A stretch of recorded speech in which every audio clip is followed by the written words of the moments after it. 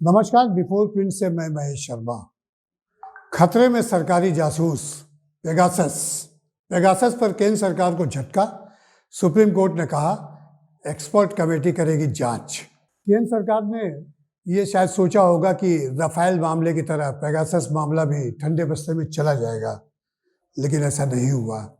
लोगों की याचिकाओं पर विचार करते हुए कोर्ट ने सुनवाई के दौरान आज ही यह व्यवस्था कर दी कि एक एक्सपर्ट कमेटी गठित कर दी रिटायर्ड जज जस्टिस आर.वी. रविंद्रन की अध्यक्षता में, और उसके सपोर्ट में भी 3 सदस्यीय एक्सपर्ट कमेटीज है जो अपने अपनी फील्ड के एक्सपर्ट हैं, जो ये जांच करेंगे कि पेगासस को लेकर के जो लोगों का प्रोटेस्ट है, याचिकाएं आई हैं, उन पर वो जांच करके अपनी रिपोर्ट कोर्ट को सौंपेगी।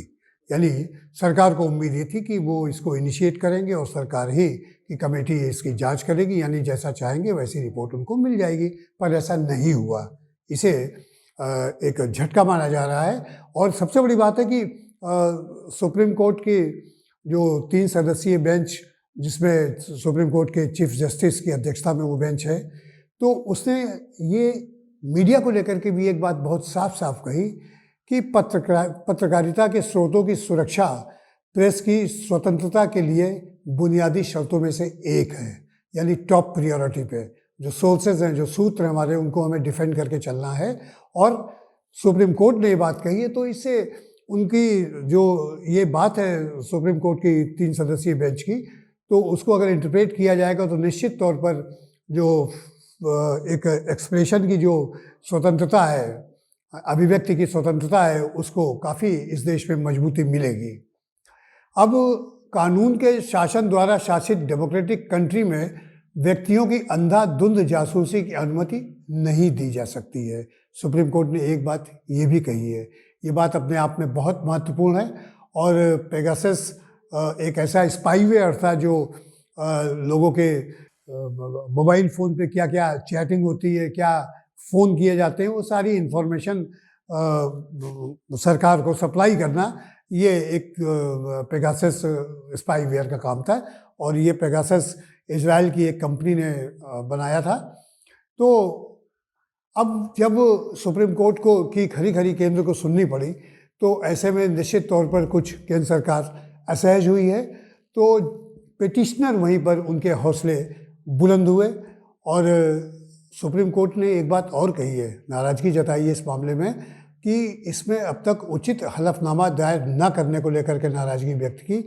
यह भी कहा है कि राष्ट्रीय सुरक्षा को खतरा होने का दावा पुख्ता नहीं है। यानी आप किस बिना पे कह रहे हैं कि राष्ट्रीय सुरक्षा को खतरा है? आप लोगों की जासूसी, यहाँ व्यक्तियों की जासूसी कराएंगे इस सॉफ्टवेयर से और उसको राष्ट्रीय सुरक्षा को खतरे की ओट में जा कर के ये बात कहेंगे तो कौन मानेगा? तो सुप्रीम कोर्ट ने जो इसकी व्याख्या की वो बिल्कुल सही की और उसकी सराहना की जा रही है। कम से कम एक डेमोक्रेटिक सेटअप में जो फ्रीडम ऑफ स्पीच या राइट ऑफ एक्सप्रेशन की बात अगर कहा जाए तो उसको काफ़ी बल मिलेगा। कोर्ट ने मीडिया के संदर्भ में साफ साफ कहा है कि इस तरह की निगरानी प्रेस की स्वतंत्रता के प्रभाव को ठंडा करेगी। और साथ में ये भी कहा है कि सोर्सेस की सुरक्षा बुनियादी शर्तों में से एक है, प्रेस की स्वतंत्रता। तो आप जब तक आप सोर्सेस की सुरक्षा नहीं करेंगे तो प्रेस भी कहाँ से स्वतंत्र हो पाएगा। सुप्रीम कोर्ट ने यह भी कहा है कि उसका प्रयास राजनीतिक बयानबाजी में शामिल हुए बिना संवैधानिक आकांक्षाओं और कानून के शासन को बनाए रखना है। लेकिन उसने साथ ही साथ ये भी कहा है कि इस मामले में दायर याचिकाएं ऑरवेलियन चिंता पैदा करती हैं। आपको बता दें, ऑरवेलियन चिंता पैदा करती है। ऑरवेलियन क्या है? ऑरवेलियन उस अन्यायपूर्ण और अधिनायकवादी स्थिति, विचार या सामाजिक स्थिति को कहते हैं जो एक स्वतंत्र और खुले समाज के कल्याण के लिए विनाशकारी हो। Chief justice N V. Ramana, justice Suryakant, justice Hima Kohli की पीठ ने अंग्रेजी उपन्यासकार ऑरवेल के हवाले से ये बात कोट की। ऑरवेल ने अपने नॉवेल में ये बात कही है, तो उसको उन्होंने कोट किया है सुप्रीम कोर्ट के विद्वान जजों ने कि यदि आप कोई बात गुप्त रखना चाहते हैं तो आपको उसे स्वयं से भी छिपाना चाहिए। ये एक नीतिगत और नैतिक बात है। लेकिन सरकार ने ऐसा संभवतः नहीं किया। जजों की इस पीठ ने कहा कि कोर्ट राजनीतिक घेरे में नहीं आने के प्रति हमेशा सचेत कोर्ट रही है, लेकिन साथ ही वह मौलिक अधिकारों के हनन से सभी को बचाने से कभी नहीं हिचकिचाया। कौन? कोर्ट। हम सब सूचना क्रांति के युग में हैं। ये एक एक्सप्लोजन ऑफ इंफॉर्मेशन है कि सूचना का विस्फोट है। जगह जगह आप एक क्लिक करिए और सारी सूचनाएं बिल्कुल ताबड़तोड़ आ जाती है किसी भी विषय को लेकर के। तो यही बात कोर्ट ने कही कि सूचना क्रांति के युग में है, जहां पूरी जिंदगी एक डिजिटल फाइल में रखी हुई है और टेक्नोलॉजी जीवन स्तर में सुधार का उपयोगी उपकरण है, पर इसका उपयोग निजता हनन में नहीं होना चाहिए। कोर्ट ने बिल्कुल क्लियर कर दिया इस बात को। यानी पेगासस जो काम कर रहा था सरकार के लिए, सीधा सीधा उसको बिल्कुल कंडेम किया है। आपको बता दें कि इसमें इस स्टोरी को जो ब्रेक किया था वो एक वेबसाइट है द वायर। तो उसकी रिपोर्ट कहती है कि जजों की पीठ ने कहा है कि 1604 के पैमाने के ऐतिहासिक मामले में कहा गया है कि हर आदमी का घर उसका महल होता है। इसने गैर कानूनी वारंट और तलाशी से लोगों को बचाने वाले कानून को विकसित किए जाने की शुरुआत की। पीठ ने चैथम के राजा एवं ब्रिटिश नेता विलियम पिट का हवाला देते हुए कहा, सबसे गरीब आदमी अपनी कुटिया में क्राउन की सभी ताकतों की अवहेलना कर सकता है। ये बहुत बड़ी बात कही। उसकी कुटिया कमज़ोर हो सकती है, उसकी छत हिल सकती है, हवा इसे उड़ाकर ले जा सकती है, उसमें तूफान आ सकता है, बारिश का पानी आ सकता है, लेकिन इंग्लैंड का राजा उसमें प्रवेश नहीं कर सकता है। मतलब कितनी डेमोक्रेटिक बात कही है। उसकी संपूर्ण ताकत भी बर्बाद हो चुके मकान की दहलीज को पार करने की हिम्मत नहीं कर सकती। पीठ ने 1890 में अमेरिका के दिवंगत अटॉर्नी सैमुअल वॉरेन और अमेरिकी सुप्रीम कोर्ट के दिवंगत सदस्य लुई बेंडिस द्वारा लिखे गए निजता के अधिकार संबंधी लेख का भी जिक्र किया है और ये कहा है कि हाल के आविष्कार, व्यावसायिक तरीके उस अगले कदम पर ध्यान दिए जाने की आवश्यकता पर बल देते हैं जो व्यक्ति की सुरक्षा के लिए, और जैसा कि अमेरिका के जैसा कि न्यायाधीश कुली ने कहा था कि व्यक्ति के अकेले रहने के अधिकार की रक्षा के लिए उठाया जाना चाहिए। मतलब कोर्ट ने इस पिटीशन को पेगासस को लेकर के इसको काफ़ी अध्ययन किया और जहाँ एक तरफ ऐसा माना जा रहा था कि राफेल की तरह ये भी ठंडे बस्ते में चला जाएगा, लेकिन ऐसा नहीं हुआ। कोर्ट को जब सरकार ने इस पर लापरवाही की तो कोर्ट को मजबूरन इसको बहुत ही गंभीरता से लेना पड़ा और उसके बाद फिर ये सारी चीज़ें आने लगी। तो देश की शीर्ष अदालत ने कहा कि अमेरिका के संविधान में चौथे संशोधन और इंग्लैंड में गोपनीयता संबंधी अधिकारों के संपत्ति केंद्रित मूल के विपरीत भारत में निजता के अधिकार के संविधान के अनुच्छेद 21 के तहत प्रदत्त जीवन के अधिकार के दायरे में आते हैं। तो यही संविधान का अनुच्छेद 21 जो है काफ़ी कुछ आपको ताकत देता है। पीठ ने कहा है कि जब इस न्यायालय ने अनुच्छेद 21 के तहत जीवन के अर्थ की व्याख्या की तो उसने इसे रूढ़िवादी तरीके से प्रतिबंधित नहीं किया। भारत में जीवन के अधिकार को एक विस्तारित अर्थ दिया गया है।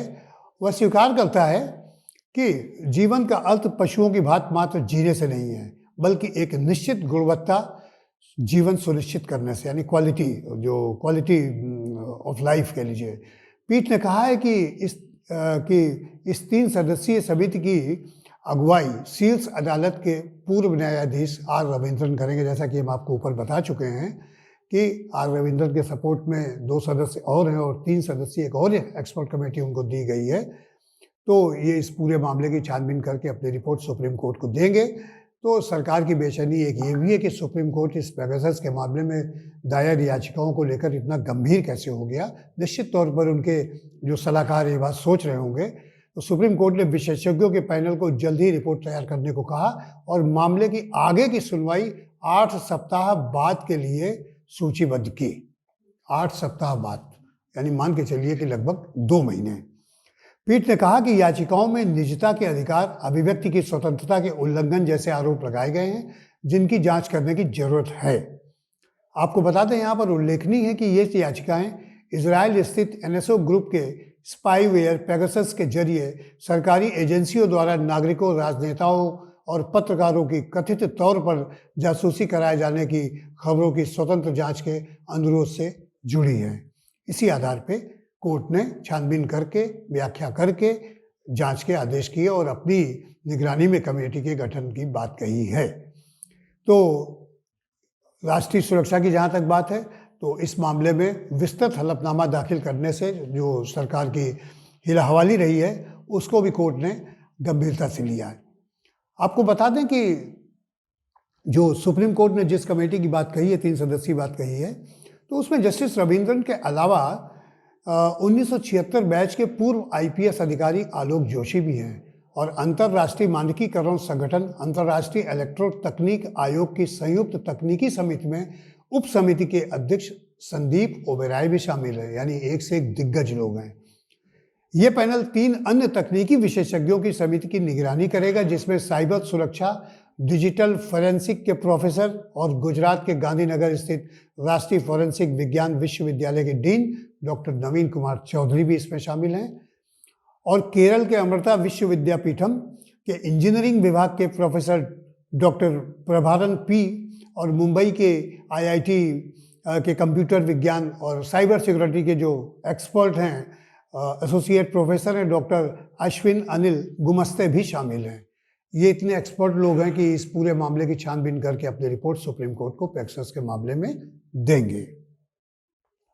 आपको आगे बता दें कि विश्व के 17 मीडिया संगठनों ने 50,000 से ज़्यादा लीक हुए मोबाइल नंबरों के डेटाबेस की जानकारियां प्रकाशित करनी शुरू की थी, जिनकी पेगासस स्पाईवेयर के जरिए निगरानी की जा रही थी या वे संभावित सर्विलांस के दायरे में थे।